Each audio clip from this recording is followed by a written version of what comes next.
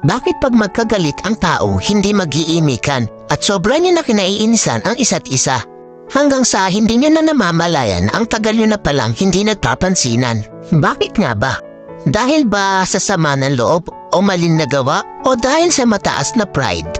Sa sobrang taas ng pride, nagpapakiramdaman kayo kung sino ang unang hihingi ng tawad. Paano kung pareho kayong ma-pride? E di habang buhay na kayong walang pansinan at mag-iinisan, di ba? Alam niyo ba ang kasabihang, it's better to lose your pride because of your love than to lose your love because of your pride?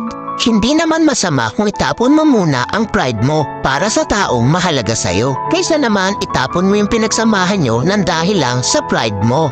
Wala namang masama o mawawala kung ikaw ang unang lalapit o iimik. Ika nga ang nagmamataas ang siyang ibinababa at ang nagpapakumbaba ang siyang itinataas. Kaya